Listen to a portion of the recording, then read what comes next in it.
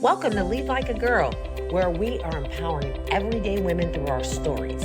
I'm your host, Jessica Smith, and I began this journey by sharing my life story. Now, I've joined forces with my longtime friends, Jamie and Coralyn, to keep this party going.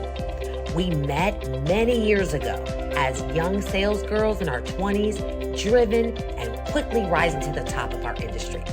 As the years went on, life happened, and we all found ourselves in new companies and completely different industries, still striving for success in it all. Career, family, faith, fun. Now, it wasn't easy, but we never stopped moving. Get ready for our real conversations, inspiring stories, and our big life lessons as we share it all. The good, the bad, and the funny. Welcome to Lead Like a Girl. Well, hello, everyone. Welcome to Lead Like a Girl. What kind of laugh was that? She was like, I'm about to get you. I feel like it's villain Jamie showing up in full force here. It was a little bit of an evil laugh per our last 5 minutes of talk prior to starting. Hello. Welcome to Lead Like a Girl. This is Jamie, and these are my great friends, Jessica and Coralyn. Now you downgraded us too. Now we're just great friends. These are my besties. These are the best girls. I've been waiting for weeks and weeks to catch you in that one little word slip. And that's going to cost you. And that's going to cost me $100,000. That one little Inside word slip. joke. That one little word. Thank you so much for listening to us. We were just discussing how everyone listens to us. We're on all of the social media. I actually go on our website and I listen to us that way because I love it, because you can buy merch there, you can contact us there, you can listen to the podcast there. But I know if you want to look at us, you can go on our YouTube channel. But otherwise, Spotify, Apple Music. I actually have it set up on my Apple podcast, or maybe it just does it. I get a notification at 6 o'clock every Wednesday morning. It's time to listen to Lead Like a Girl. I love it. Love it. I love it. I love You're it. so faithful listener here. So leadlikeagirllab.com is where you listen to it. Sounds like I do. Correct. Yes. I listen to it on Lead Like a Girl Lab. Perfect. I'm excited about today's topic, by the way. Yeah, I am too. too. Talk about these damn kids. Go ahead. I know. I was thinking about this. So I do have an icebreaker, but I wanted to kind of preface this a little bit because we're going to talk a little about parenting our adult children. I think this is cool because Jessica and I have adult children who are out of the house, but all three of us have children who are still in the house. So we have different perspectives in this. And in fact, I read an article today. Which was titled, "Why Don't My Adult Kids Want to Hang Out with Me?"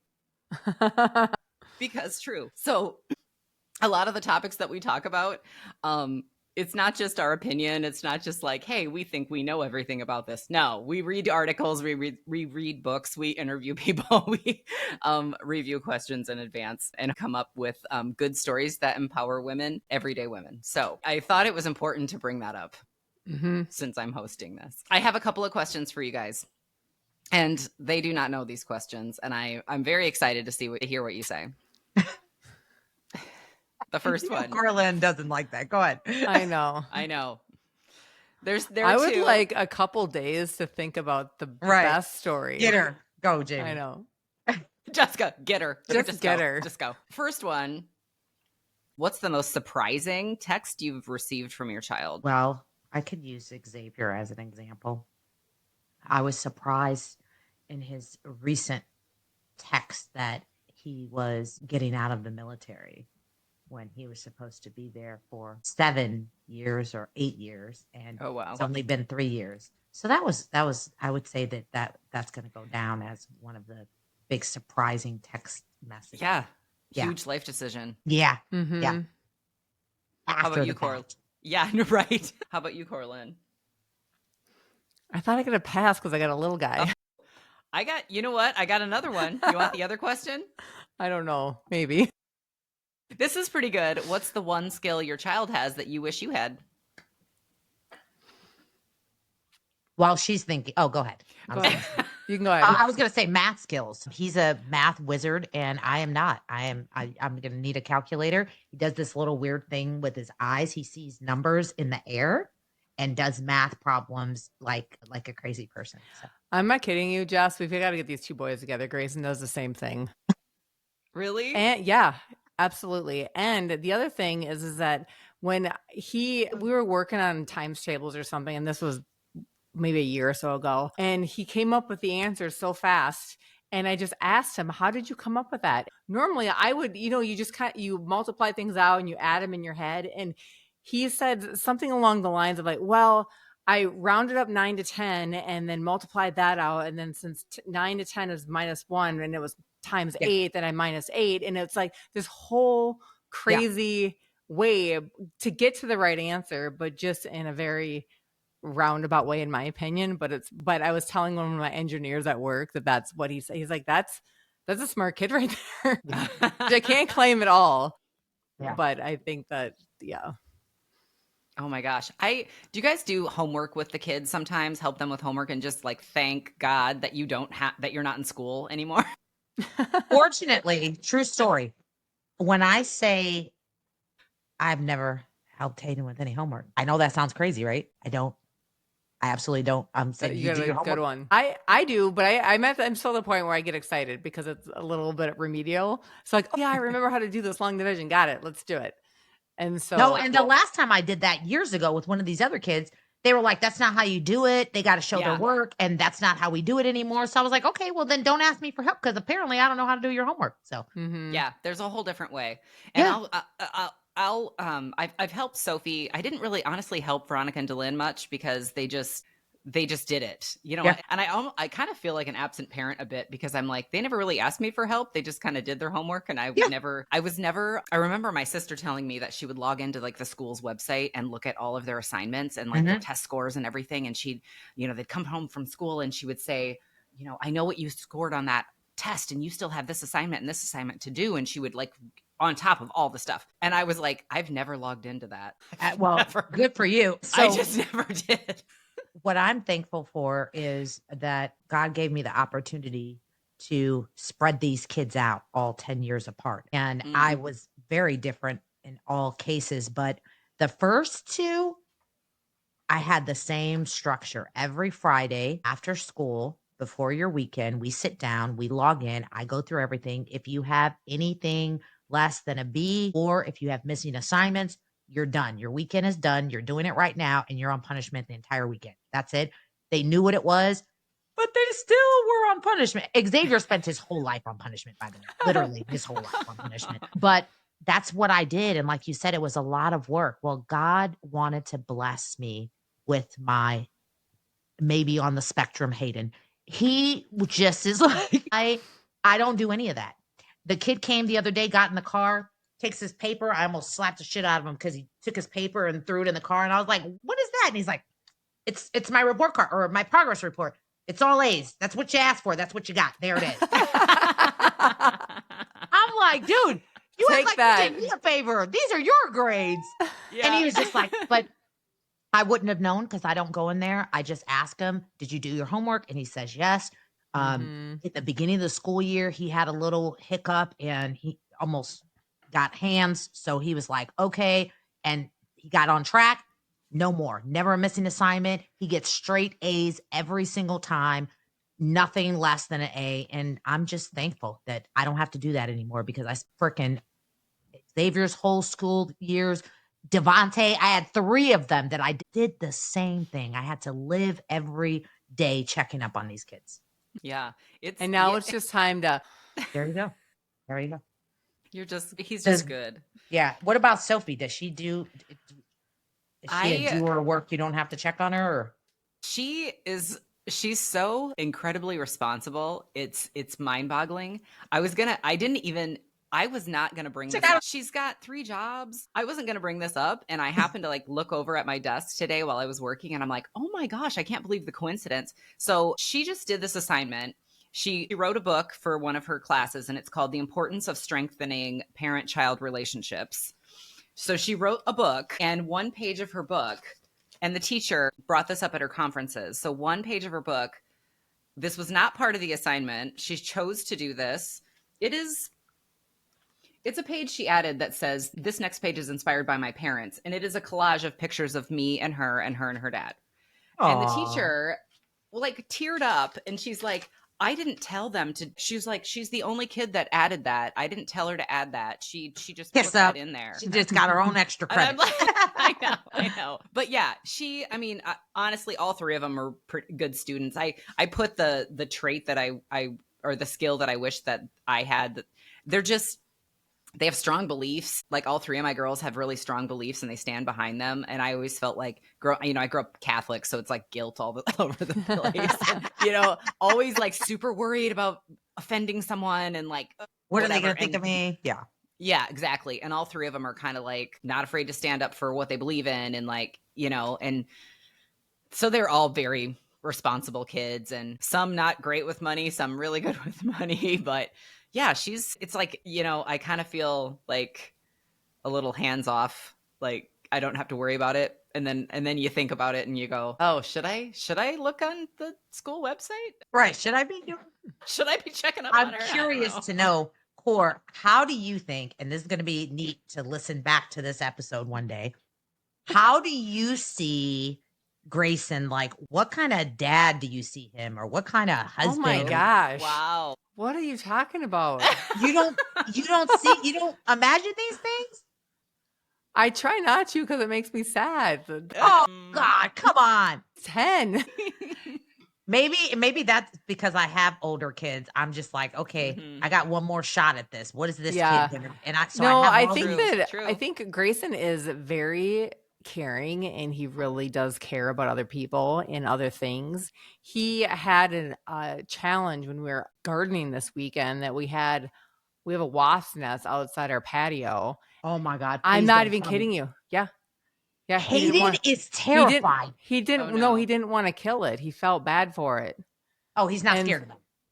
Well, he did. He's already gotten stung like 3 times. So that's my parenting of the year. He got stung in the face last summer. Tell Hayden that. Yeah. Kid's terrified of bugs. Yeah.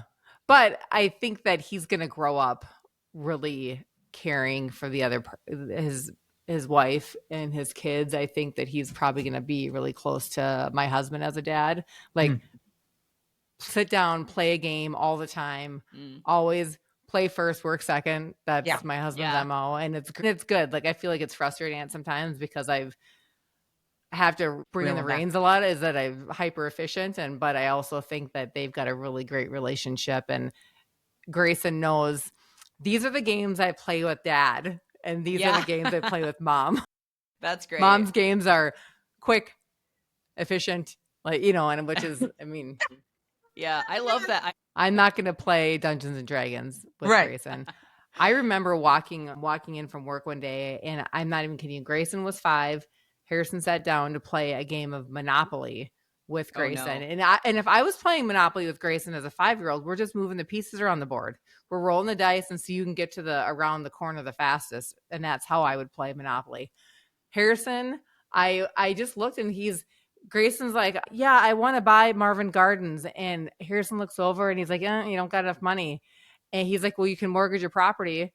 So to a 5-year-old, he told him, if you wanted to buy that property, he has to mortgage his property. And so Grayson counts out all of his ones and everything. And he mortgaged his property to buy this thing and played 1,000% by the rules with a 5-year-old. Yeah. That's a level of game patience that I do not have. Oh, my goodness. There you go. And he's probably going to be really good with money. Oh my goodness. No, I don't even like to play Monopoly as an adult. So I know. No patience at all. So listen, you guys, I read this article. It hits home a little bit for me. I know we did an episode on our parents, our relationship with our parents as they age. And we're kind of flipping the script as far as our kids now. Our kids are we have a couple kids that are adults and then we have some kids that aren't. And I found this article in Talkspace and I'm not kidding. It was literally about why don't my adult children want to hang out with me? Because that's happening in my life. So I've got 2 daughters that are out of the house. One of them is graduated from college. She's living with her significant other. She's got her full-time job. And then the other one is just she's finishing up college, a couple classes left, but she's on her own too. And I'm really struggling with they don't text me back. They don't call me back. They don't come over. We used to have a family of, and I'm not exaggerating, dinner at the table every single night of their lives. the three of them and myself. Like that was our life. And so to not have them, I just get sad. I like miss them, right? I'm just sad about it. And one of the things this article said that made me honestly feel a lot better, it's as you navigate this new territory in the parent-child relationship, it's important to acknowledge that part of life is children learning to carve their own paths. This emotional situation can look different for every family. So it's crucial to not compare your experience with anyone else's. Oh gosh. I see, I know, like I see on like social media, like, you know, friends who are like, they've got children the same age and they're talking about, you know, getting together for Mother's Day. They're talking about doing all these things. And I'm like, oh my gosh, I can't even get her to text me back. You know, and what's that quote about comparison is the thief of joy or what? Did I say it right? Yeah. So there were a lot of little tidbits in this article that really talk a lot about that. Like, well, let me ask this question since you brought it up as far as like hanging out. And I think this is where it really differs with boys and girls, right? First of all, I think it's worse with girls because I think girls are just evil. I don't know. That's just my opinion with my nieces and how I see them sometimes treat my sisters. Whereas boys, I think, love their moms a little differently. So my boys do not ignore my text messages because they're fearful of their life if they do. So they may not reply like right away, but most of the time they do because I'm like, I will hunt you down and break your phone. How about that? But hanging out, that's my question.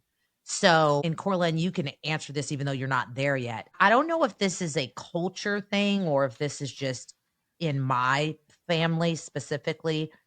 So, in a perfect world, would you, let's say, hang out and have drinks with your girls?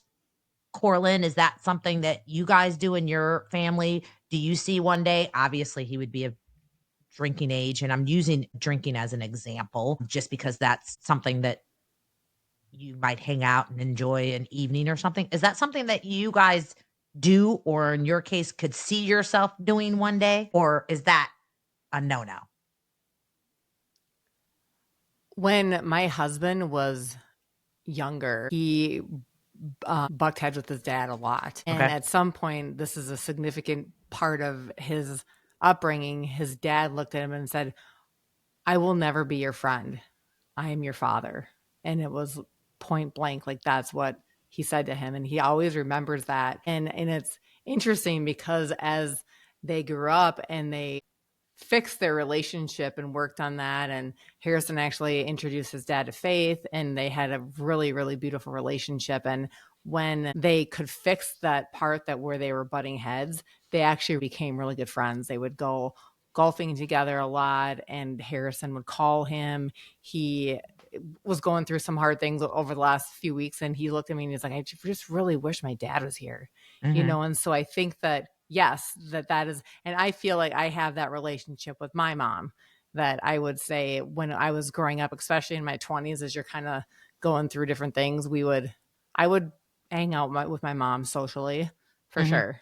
But I think that there's a coming of age, like it just didn't happen. It's good to do that too young because that you still have to parent. And when that line gets crossed as high school friends, like I feel like you're almost like you're done parenting. Yeah.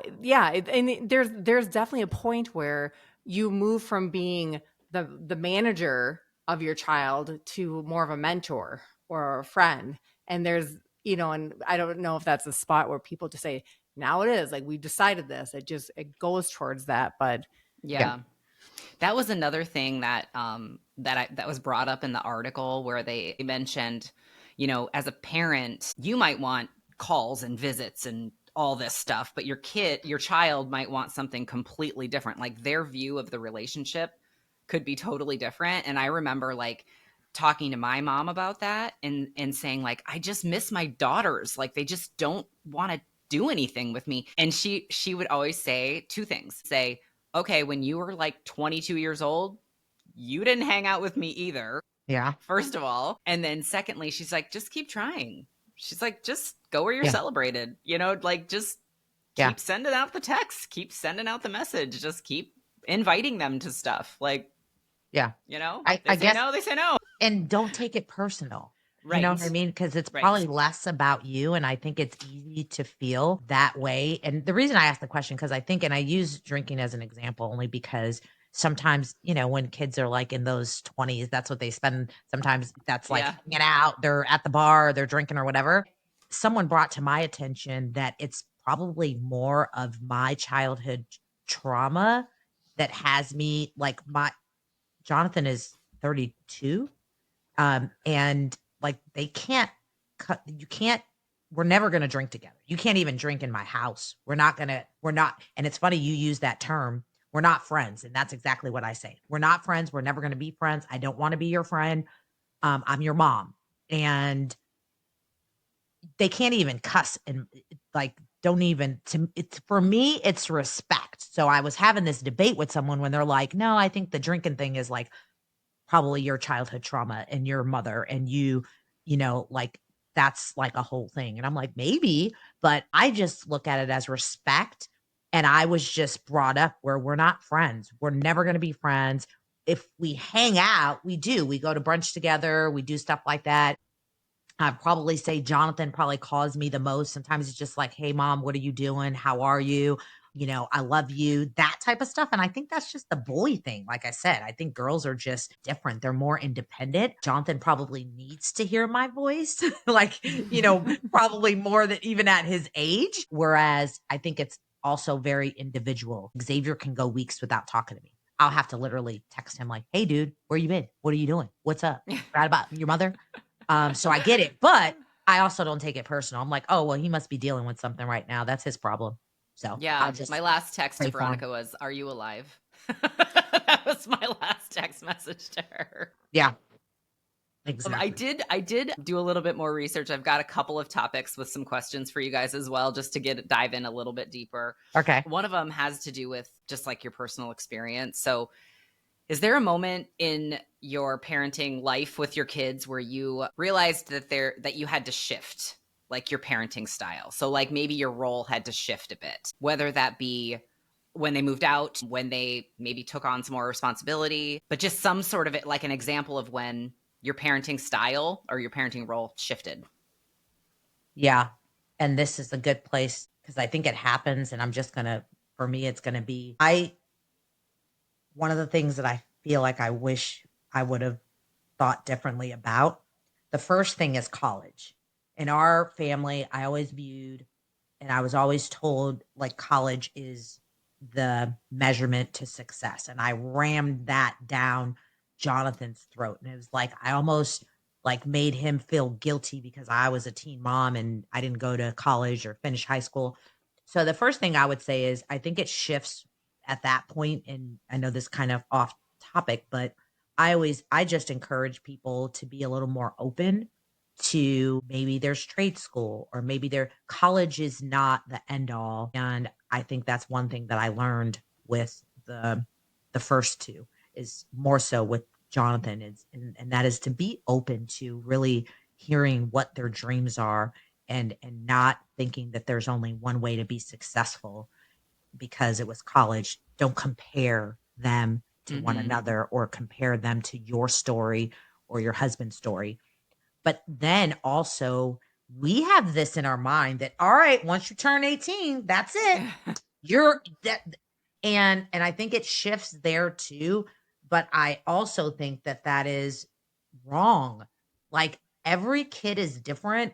And 18 doesn't mean get your ass out of my house. And I think there's a lot of people who feel that way. I did my job. Once you're 18, you're out of here. So I felt that shifting because you're an adult, technically, right? So now I have to change to telling you what to do because I don't give a damn what you say, what you think. This is what it is, and it's my house and my rules. So just do it and shut up.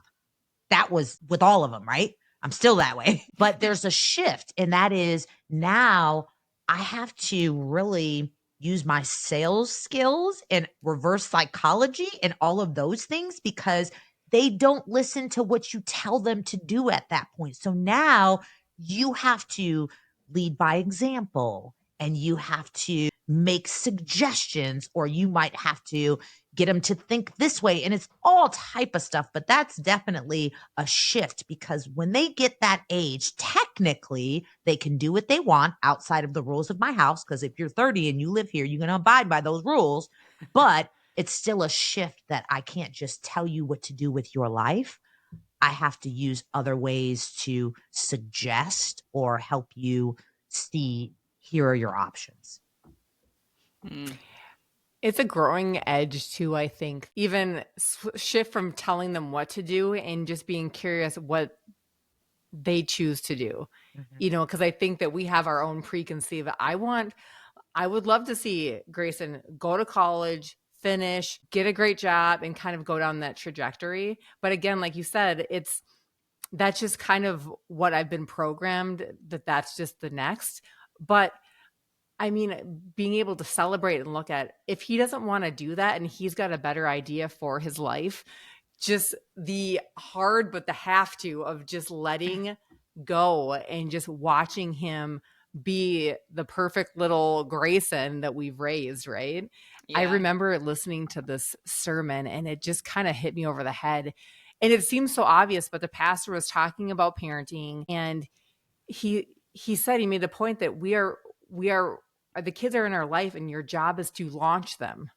It's to help them launch. And so it's just giving them the skill set, the critical thinking, the ability to make good decisions, the ability to feel pain and let's not do that again. But if we're sitting there constantly telling them what to do and they don't feel confident in their own decision making, they're not going to launch well. Right. They're going to be, they're going to launch and then come back, which is not bad, but maybe isn't like really the goal, right? And so helping them and being more hands off and not being a helicopter parent, letting them do the thing so they can go and live their best life. It's exciting and scary and all and that's what life is, right? It's just, that's the beauty of what we're doing on this earth. Yeah. Well, that leads in really well to boundaries and independence. And the question was, how do you handle situations when your child makes choices you strongly disagree with? And it really, I got to tell you guys, You're looking over your shoulder.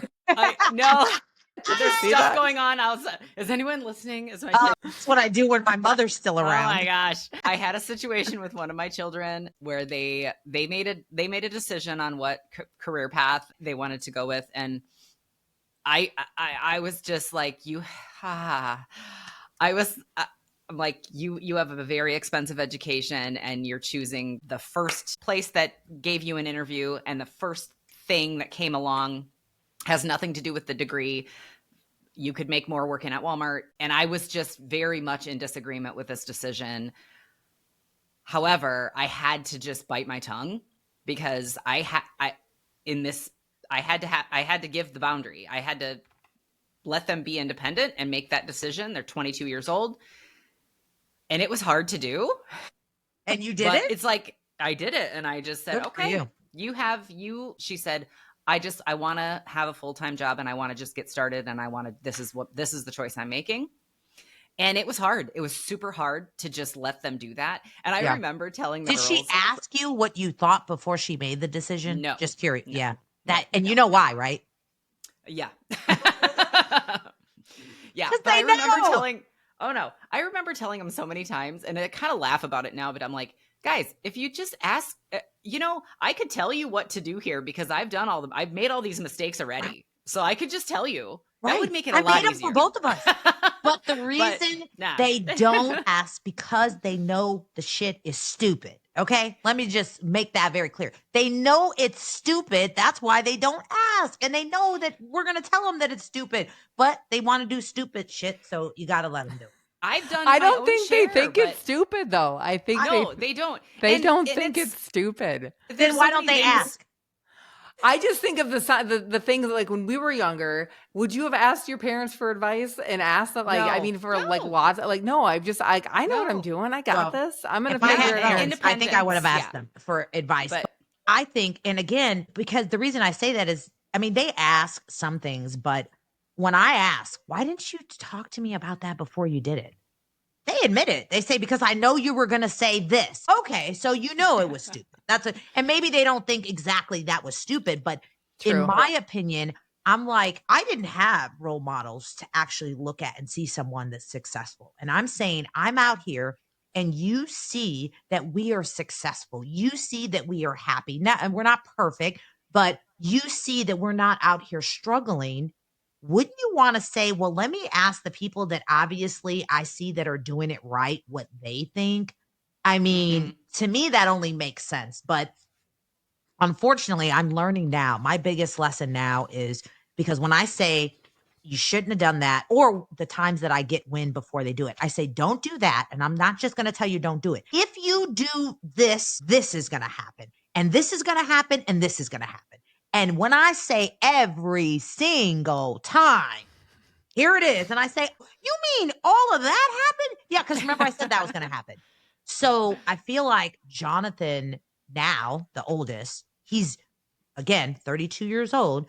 He's not all the way there, but now he's like, well, yeah, I'm seeing that most of the time you say that. And it's like, not because I'm psychic. It's because I've already been where you're going, dude. Like, I've already been down that road. I can tell you exactly where it's going to lead you.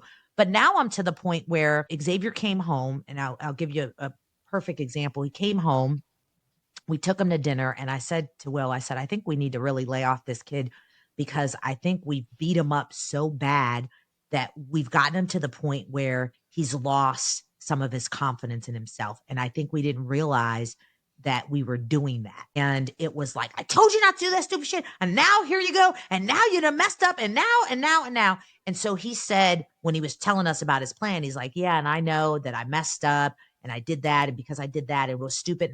And I was listening to him and he was saying all this stuff. And I'm like, stop. Hold on a minute. And I said, first of all, I want to apologize because I think that I have done you a disservice by smearing your face in all of your mistakes, that now the words that are coming out of your own mouth are not going to help you get to this next place. So maybe I need to tell you that your mistakes, your failures were part of your journey. And yes, I wish you could have avoided them, but as long as you learn from them, stop beating yourself up. I've already beat you up enough. You got to forgive yourself for your mistakes. And now you got to move forward, but you're not going to be able to move forward if you keep talking down about all your mistakes. They're just part of your journey. And he was looking at me like, okay, I thought you said I was a Like, dumbass. what did you do with my mom? Where's she at? This woman? But it's true though. That is absolutely true. And I also think to some degree, the more we tell them what to do and not be the smart people that we are and not ask questions and lead them into their own answers strategically, we're going to lose. So we have to figure out a better way to not just come out and just be blunt, even though that's, again, the most efficient. But we've got to. Well, and I think, I mean, just in terms of takeaways from all of what we've discussed tonight, a big takeaway for me and a good reminder actually for me is just, we screw up too as parents. Like, I mess up all the time, and it doesn't mean that just made $100,000 mistake. Of course you do. Thanks for that, Jessica. Thanks. That's on Lead Like a Girl After Hours if you want to hear the story. Sorry, I think that it's doesn't mean that you're not trying really hard and a good parent to own up on that and say you're sorry to your child. Because I know I screw up and I know I have, and to treat, whether it's an adult child or a younger child, but to look at him face to face and say, I'm sorry, I didn't mean to do that, or I said the wrong thing, or I think there's so much value in that. And that's something I know I've read a book. I know that was something in a book that I read, but honestly, until I started looking into some of this stuff, and you just said that, Jessica, that's a good reminder of just, we're not perfect either. So, and I told him, I said, I love you and I'm proud of you. Despite all of the dumb shit you did, I'm proud of you, because reality is, in my family at this age, you could have been in the penitentiary twice and had 3 kids and 7 baby mamas. Well, I mean, so I'm proud of you. It could be worse. And I hold them to very high expectations sometimes because I want better for them than we had. But I had to really check myself and say, I am proud of you. And I need you to know that. despite your mistakes, you've done well and I'm Mhm. proud of you. And him and Jonathan were both like, so anyway, I think this is an important topic, and I hope that people that, are either going through this or have gone through it, it's never too late. I know a lot of people that are trying to salvage. Corlyn mentioned Harrison, his dad. It's never too late. It's never too late to go back and establish a relationship with your adult kid and just own up to some of the mistakes that you made. And because tomorrow's not promised for any of us, right? Right. Right. Any last words, girls? No, Any last takeaways? I gotta go get this damn kid some Oreos. Gotta go. Just that idea of shifting from the manager to the mentor. Yeah. That it happens for everyone, and it's gonna probably sneak up on me. Like, oh geez Louise, I can't tell you what to do. But being okay that we're in a new season, a new change, this is a new adventure, and really take the posture of I'm excited for this and not be terrified, because I feel like it's coming down the pipeline and I'm nervous. Well, and don't take it personal when they don't love us the way we want them to love us. Right. Because it's not us. Of course it's not us. Everybody's on their own path, right? Yeah. Well, guys, thank you so much for talking through this with me, because like I said, this is a personal thing for me. And for me, all of us, it's coming. All of us. It's all of us. Anybody listening, we love it that you're part of this too. Again, all of the social media outlets, you can find us, leadlikeagirllab.com. You can find us. We have great merch on there that you can purchase if you'd like. And you can also comment or book us if you'd like one of us to speak at an event. So we appreciate it. Thanks, everyone. Bye. Bye.